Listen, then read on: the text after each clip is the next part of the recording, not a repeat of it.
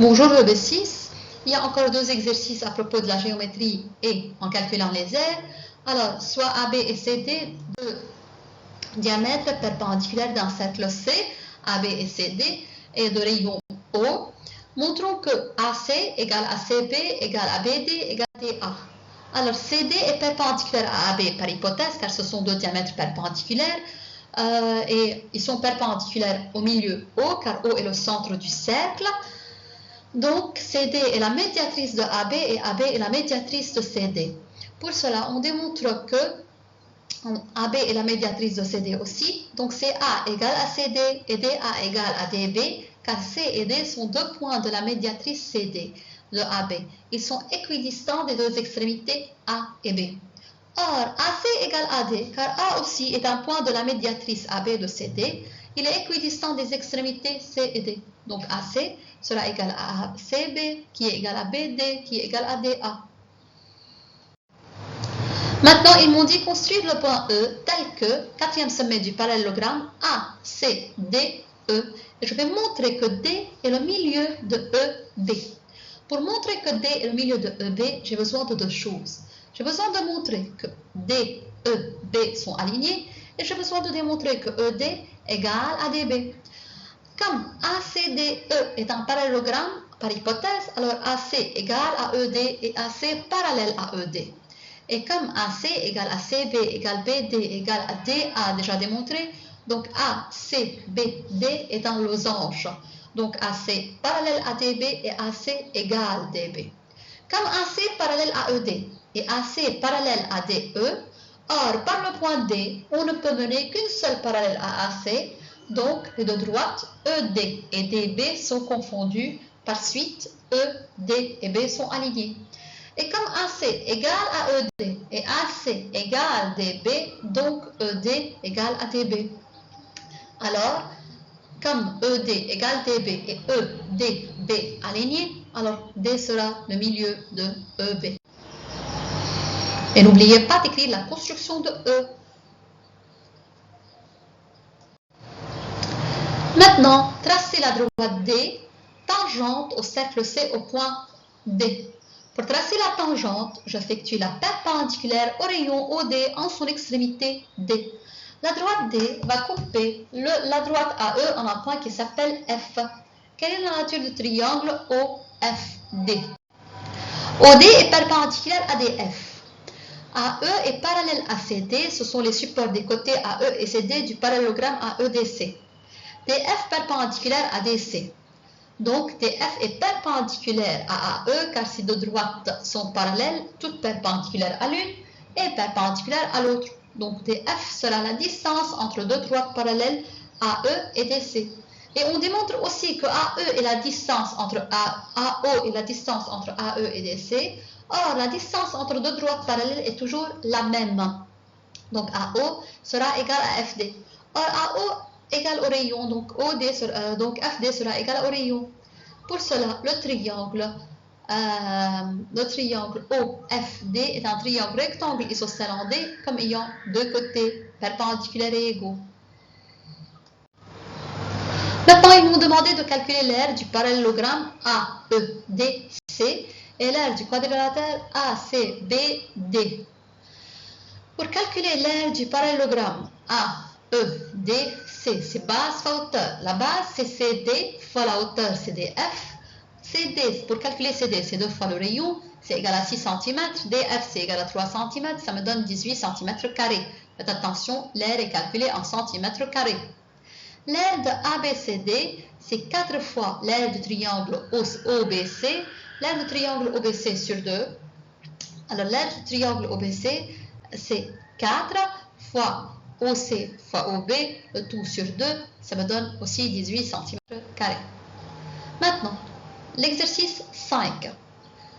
On va tracer un triangle ABC isocèle en A, tel que AB égale à 3 cm et AB égale à 4 cm et BC égale à 3 cm.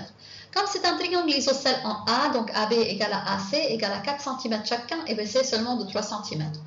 Construction du point M qui est le quatrième sommet du parallélogramme ABCM. On va tracer le cercle de centre C et de rayon 4 cm qui est égal à AB et le cercle de centre A et de rayon 3 cm qui est égal à BC. Placez le point D qui est tel que ACBD soit un parallélogramme et on va montrer que MAD sont alignés et que A est le milieu de MD.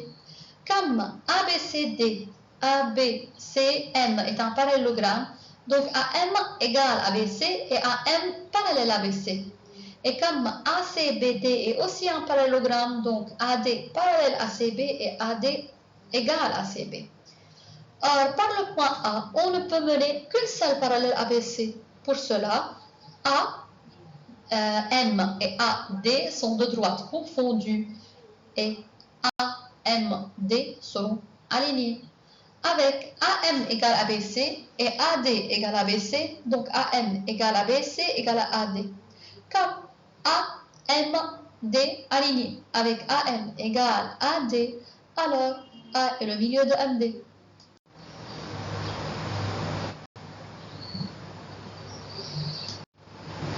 Maintenant, il nous dit soit AH hauteur relative ABC dans le triangle ABC. Montrez que HM égale HT.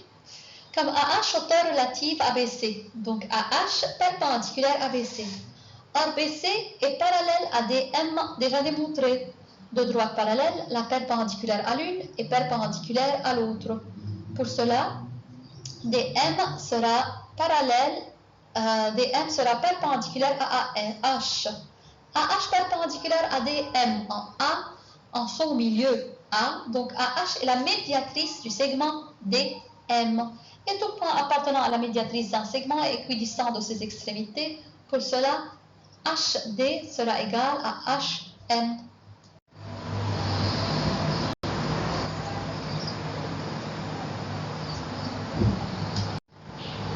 Montrez que l'aire du parallélogramme ABCD égale l'aire du parallélogramme ACBD. R de ABCM, c'est la base fois la hauteur qui est égale à BC fois AH, car AH est la hauteur, car AH est perpendiculaire à BC. Et de même, l'aire du triangle ABCM, c'est base fois hauteur, BC fois AH, car AH est la hauteur aussi, car AH est perpendiculaire à BC. Donc, les deux aires sont égaux. Passons au dernier exercice, ou à l'exercice 6. Ils m'ont demandé de tracer le triangle ADE, rectangle isocèle en A, tel que AD égale à 3 cm. La parallèle menée de D à AE et la parallèle menée de A à ED se coupent en un point qui s'appelle C. Montrons que ADC est un triangle isocèle, rectangle isocèle. CD est parallèle à AE et AD est perpendiculaire à AE, car ADE est un triangle rectangle en A. Donc AD est perpendiculaire à CD. Si deux droites sont parallèles, toutes perpendiculaires à l'une, sera perpendiculaire à l'autre. Maintenant, CD est parallèle à AE et CA est parallèle à DE. Donc AEDC est un parallélogramme comme ayant les côtés opposés qui sont parallèles.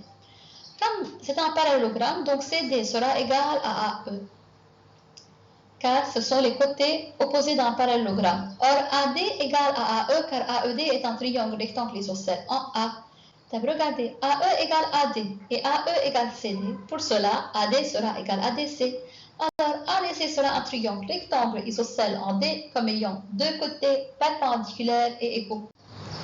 Maintenant, soit AK la hauteur relative à ED et HD la hauteur relative à AC. Montrons que AK et HD sont parallèles. Comme AK est la hauteur relative à ED, donc AK est perpendiculaire à ED. Or, ED parallèle à AC. Deux droites parallèles, toutes perpendiculaires à l'une et perpendiculaires à l'autre. Donc, AK sera perpendiculaire à AC. Et comme DH, hauteur relative à AC, donc DH sera perpendiculaire à AC. DH perpendiculaire à AC, déjà démontré. AK perpendiculaire à AC, déjà démontré. Deux droites perpendiculaires à une même troisième seront parallèles. Pour cela, AK sera parallèle à DH.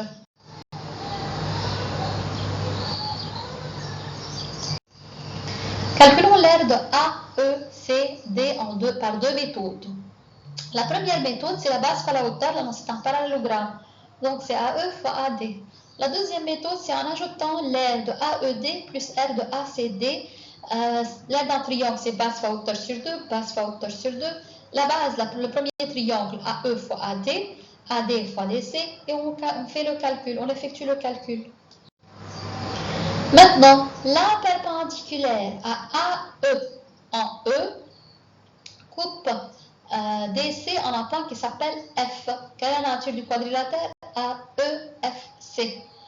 Alors, quelle est la nature? Et je dois calculer son aire de deux méthodes différentes. CD parallèle à AE et EF est perpendiculaire à AE. Donc, EF est perpendiculaire à DC, car si deux droites sont parallèles, toute perpendiculaire à l'une est perpendiculaire à l'autre. Donc, j'obtiens deux angles droits. AEF et EFD, ce sont deux angles droits de 90 degrés chacun. Avec CF parallèle à AE, donc la droite CF est parallèle à la droite AE. Je n'ai que deux côtés qui sont parallèles avec deux angles droits, donc j'obtiens un trapèze, car j'ai deux droites parallèles, deux côtés parallèles, avec deux angles droits, donc ça devient un trapèze rectangle comme ayant deux côtés parallèles et deux angles droits. Et comme j'ai déjà que DAE égale 90 degrés, avec AD égale AE, alors AEFD sera un carré comme ayant trois angles droits et deux côtés consécutifs qui seront égaux.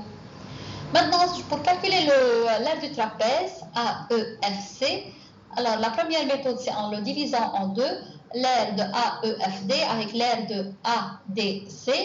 L'aire de AEFD, on a déjà dit que c'est un carré, donc c'est côté fois côté. Avec l'aire du triangle, c'est base fois hauteur sur 2, je trouve 13,5. Et la deuxième méthode, c'est en calculant petite base plus grande base fois la hauteur sur 2.